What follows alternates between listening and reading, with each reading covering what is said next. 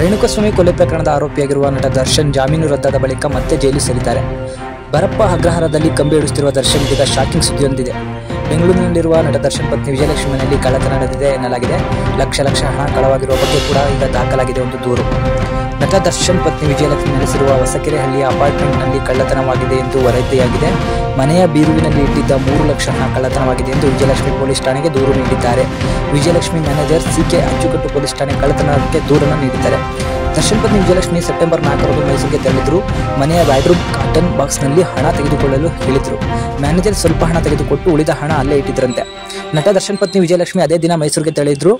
ಮನೆಯ ಬೀಗವನ್ನ ತಾಯಿಗೆ ಕೊಟ್ಟು ಮ್ಯಾನೇಜರ್ ಕೆಲಸದ ಮೇಲೆ ಹೊರಗೆ ಹೋಗಿದ್ರಂತೆ. ಸೆಪ್ಟೆಂಬರ್ 7ರಂದು ವಿಜಯಲಕ್ಷ್ಮಿ ಬೆಂಗಳೂರಿಗೆ ವಾಪಸ್ ಬಂದಿದ್ದಾರೆ. ಸೆಪ್ಟೆಂಬರ್ 8ರಂದು ಬ್ಯಾಡ್ರೂಮ್ನಲ್ಲಿ ಹಣ ನೋಡಿದಾಗ ಹಣ ಕಾಣಿಸಿಲ್ಲ. ಬಳಿಕ ದರ್ಶನ್ ಪತ್ನಿ ವಿಜಯಲಕ್ಷ್ಮಿ ಹಾಗೂ ಮ್ಯಾನೇಜರ್ ಎಲ್ಲ ಕಡೆ ಹುಡುಕಾಡಿದರೆ ಹಣ ಎಲ್ಲೂ ಕೂಡ ಸಿಕ್ಕಿಲ್ಲ. ಬಳಿಕ ಮನೆ ಕೆಲಸದವರನ್ನ ವಿಚಾರಿಸಿದಾಗ ಯಾವುದೇ ಮಾಹಿತಿಯನ್ನು ಅವರು ನೀಡಿಲ್ಲ.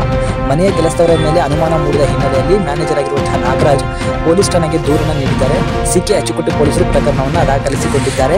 ಅಂದರೆ ದರ್ಶನ್ ಅವರ ಫ್ಯಾಮಿಲಿಗೆ ಒಂದಾದ್ಮೇಲೆ ಒಂದು ಪ್ರಾಬ್ಲಮ್ಗಳು ಶುರುವಾಗ್ತಾನೆ ಇದೆ.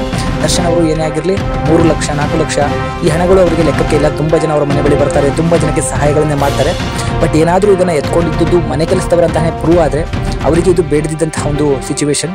ಅವರನ್ನೇ ಕೇಳಿದ್ರು ಕೊಡ್ತಾ ಇದ್ರೇನೋ, ಬಟ್ ಯಾವ ರೀತಿಯಾದಂತೆ ಯಾರು ಎತ್ಕೊಂಡಿದ್ದಾರೆ ಅಂತ ಒಂದು ಡೌಟಲ್ಲಿದೆ.